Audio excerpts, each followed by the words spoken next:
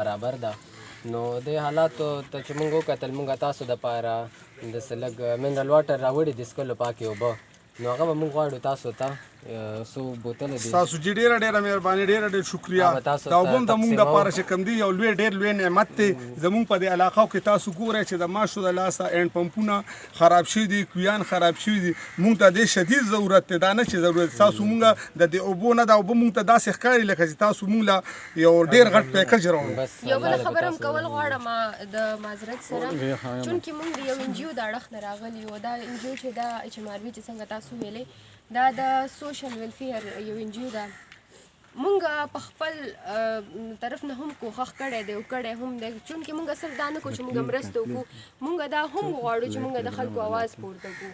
خو دا چې کوم مونږ اوبه راوړي دي، دا تاسو دا ونه ګڼئ چې دا مونږ ډېر څه وکړل یا څه. خیر د یو ګډ اوبه هم ویل کېږي که نه چې څوک وڅښي هغه هم یو ثواب لري. مونږ د خپل د اړخ نه دا څه کړي دي، خو زمونږ کتونکي چې څوک مونږ ګوري، د هغوی نه به زه د خپل د زړه د خلاصه یو درخواست وکړم، یو ریکویسټ به وکړم، یو خواهش به وکړم چې دغه سخت وخت دی. په دې سخت وخت کې پکار دی چې مونږ خپل ورور، خپل خور یوازې پرېنږدو، خپل ماشومان، خپل مشران یوازې پرېنږدو، ځکه چې دا داسې وخت دی چې بد وخت د هېچا نه هم نه هېرېږي. هغه ټول عمر د ټولو سره یادي. ویل کېږي که نه چې په خوشحالۍ کې خو در سره هر څوک، خو په بد وخت کې هر څوک در سره نه وي.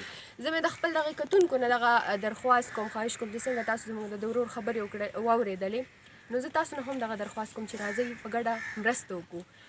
ویل کېږي پښتو کې یو متل دی، په یو ګل نه پسرلی کېږي.